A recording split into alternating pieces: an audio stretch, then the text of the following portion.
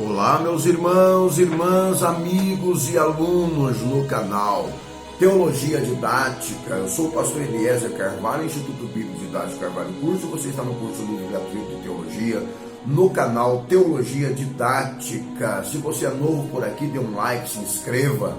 Chame o máximo possível de amigos seus para também se inscreverem no canal e fazerem um curso livre gratuito de Teologia com você, tá bem?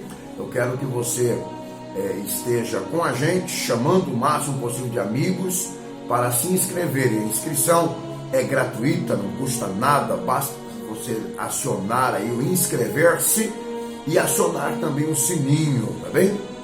Para que o YouTube possa te informar toda vez que tiver uma nova aula diária aqui no canal. Se você precisar, se você quiser, você pode solicitar para a gente material didático em PDF. Nós vamos enviar para você. Tem um custo de apenas R$10 por matéria. Também quaisquer matérias aqui no canal, você terá um custo de apenas R$10. Envie um Pix para a gente e nós vamos estar enviando para você no seu WhatsApp a matéria em PDF. Se você também já compilou o mínimo 12 matérias aqui estudadas, você pode solicitar para a gente o provão, tirando 7 no provão, pode solicitar o seu certificado. O certificado tem um pequeno custo de produção, validação e envio pelos correios. Quero contar com você solicitando o seu certificado. Nós vamos enviar na sua residência, tá bem? O certificado. Temos também a credencial teólogo. Ela é vitalícia. Você pode solicitar para a gente, é um custo de apenas R$100, que você já está com o valor incluso do envio pelos correios, receberá na sua residência uma credencial totalmente validada em todo o território nacional, que abrirá portas para você, eclesiásticas, tá bem? E você pode também solicitar para a gente, você que não concluiu ainda o segundo grau, nem o ensino fundamental e nem o segundo grau, nós estamos indicando um colégio que dá condições de você fazer o curso EAD através de uma plataforma digital. Tanto as matérias quanto as avaliações são feitas sem sair de casa. Tem um curso de 10 vezes de R$125. E nós estamos indicando, você que precisa terminar os seus estudos, você que tem interesse de fazer concursos públicos, você tem interesse de entrar até mesmo numa faculdade, eis a oportunidade de você em apenas 10 meses concluir o ensino médio, tá bem? É só entrar em contato com a gente. Nós vamos estar coletando as suas informações cadastrais, vamos enviar para o colégio entra em contato com você e a partir dali é você e o colégio, tá bem? Eu quero que você conclua os seus estudos para que você esteja melhor preparado para enfrentar o mercado de trabalho tão competitivo como nós estamos vendo nesse pós-pandemia, tá certo? Estamos tratando sobre o curso Legalismo e Liberdade Cristã, o segundo nível de teologia aqui no canal Teologia Didática. Vamos tratar de um assunto muito importante que fala sobre o problema de transtornar o Evangelho. Maldito todo aquele que transtornar o verdadeiro Evangelho de Cristo. O que transtorna o Evangelho de Cristo, então seja anátema, disse Paulo em Gálatas 1:9.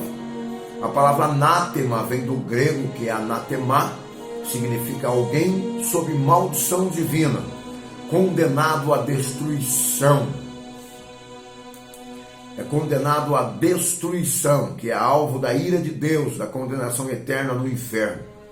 O apóstolo Paulo, inspirado pelo Espírito Santo, proclama o tipo de julgamento para aqueles que pervertem o verdadeiro Evangelho de Cristo, enganando as pessoas inocentes. Maldito são todos os que pregam um evangelho contrário ao que Jesus mandou ensinar por todo o mundo.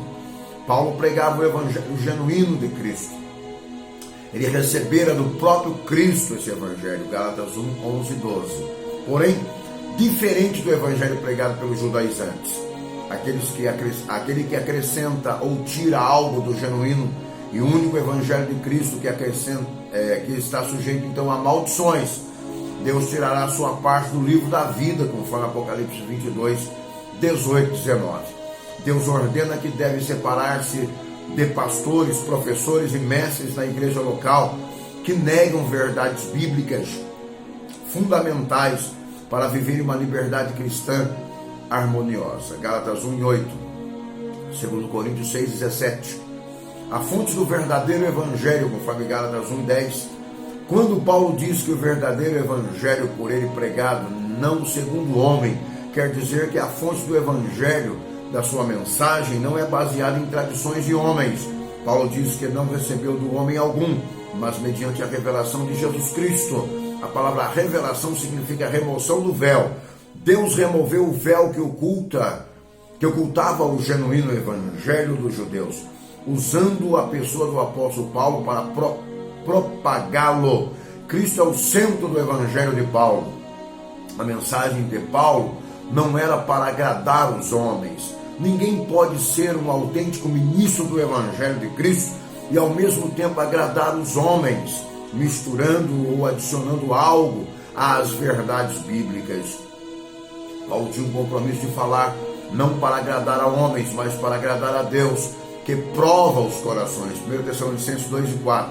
Todo crente em Jesus deve ter o mesmo alvo de pregar o evangelho genuíno, como Paulo teve esse intuito e essa responsabilidade, mesmo que isso lhe custe a sua cabeça, como foi o caso de João o Batista. Paulo expõe sua mensagem aos apóstolos em Jerusalém. Paulo e seus companheiros de ministério encontraram com Tiago, Pedro e João em Jerusalém, que são colunas do evangelho, conforme Gálatas 2:9. Paulo apresentou o evangelho pregado aos gentios privadamente aos líderes em Jerusalém. Essa reunião com seus líderes era crucial, pois estava em jogo a vida de uma multidão de novos convertidos judeus e gentios que haviam recebido a mensagem do evangelho da graça e estavam firmes em Jesus.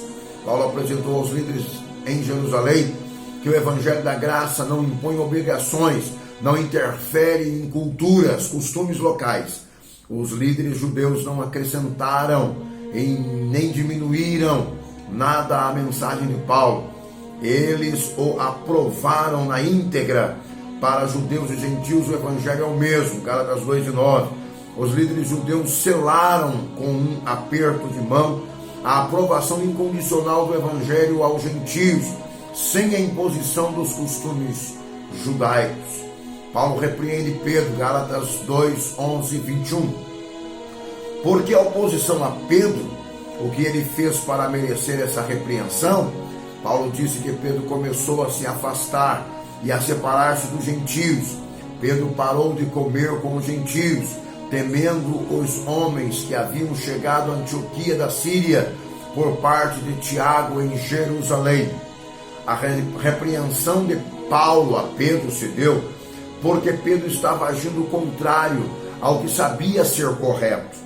Pedro estava com medo não de algum dano físico, mas de ser criticado pelos judaizantes que chegaram ali, ou seja, Pedro estava preocupado com a opinião dos outros e não estava seguro da sua própria opinião. O erro de Pedro se deu por 3 razões.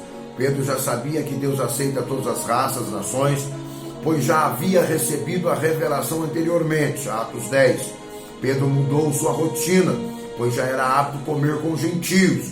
Afastando dos gentios, Pedro fez desviar outros judeus que já haviam aceitado o evangelho da graça também para os gentios, inclusive Barnabé. A condenação de Pedro se deu porque ele deixou de manter uma comunhão com os crentes salvos e livres. Para manter comunhão com os crentes salvos, porém, legalistas, isso implicou em separatismo. A separação de Pedro dos crentes gentílicos dava a entender que os crentes judeus eram superiores aos gentios. Na igreja odierna, vemos aqui e ali essa mesma situação ocorrer. A igreja pentecostal se considera melhor que a igreja tradicional, a igreja congregacional e vice-versa.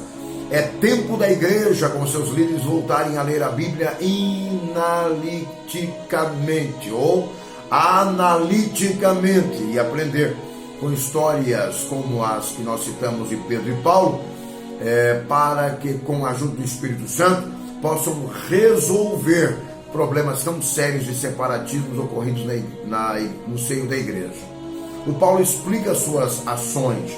Paulo continua a explicação da necessidade do crente viver uma liberdade cristã e ele diz, por obras da lei, observando a lei. É importante notar que Paulo era um bom judeu, não está depreciando a lei. O que ele faz é comparar crentes legalistas com os judeus legalistas do judaísmo, que julgavam-se ser santos e estavam em observação à lei mosaica. Ele ecoa com a voz alta que não é a observação da lei apenas, e sim a fé na graça salvadora de Cristo que nos conduz à salvação. No caso de Pedro em Antioquia da Síria, eles temiam que ao se alimentarem com gentios ficariam impuros e até perderiam a salvação. Isso justifica a atitude separatista de Pedro. Devemos lembrar que Pedro era um autêntico judeu e cumpridor das tradições do seu povo. Ainda hoje, crentes querem viver separados de outros por causa de suas tradições culturais. O crente que não faz julga-se mais santo do que aquele que faz. Isso é insuportável diante de Deus, pois se trata de acepção de pessoas e realização de um julgamento condenatório. A salvação somente pela fé na pessoa de Jesus Cristo. Parábola contada por Jesus sobre o fariseu e o coletor de impostos, do Lucas 18, 9 a 14, ilustra o fato de os crentes do Antigo Testamento serem salvos pela fé na promessa da vinda do Messias, a observância da lei, a imolação dos cordeiros, a oferta trazida ao templo, tudo era com base à promessa. Portanto, os irmãos judeus do Velho Testamento não foram salvos pela lei, e sim pela graça, pois criam na vinda do Messias. Paulo ensina que confiar na lei e tradições para a salvação é tornar-se pior do que um transgressor. E isso indica que ele tornaria pior do que um pecador. Ele diz, morri para a lei e vivi para Deus. Eu sou o pastor Eliezer Carvalho, Instituto Bíblico Didático Carvalho Curso. Você está no curso livre gratuito de teologia, aqui no canal Teologia Didática. Faça um contato com a gente pelo 439-2001-2860. Faça o contato agora mesmo e você solicite aí matérias digitais em PDF do curso. Você solicite também a sua credencial, você solicite também um certificado e você pode entrar em contato com a gente para ver a respeito do curso médio, fundamental e médio. E nós vamos indicar um colégio para você concluir em 10 meses os seus estudos. Eles cobram lá 10 vezes de R$125. Pronto, você estará com o canudo na mão, totalmente validado e pronto para entrar numa universidade, tá bem? Sou o pastor Eliezer Carvalho, até nosso próximo encontro, se Deus nos permitir. Shalom Adonai.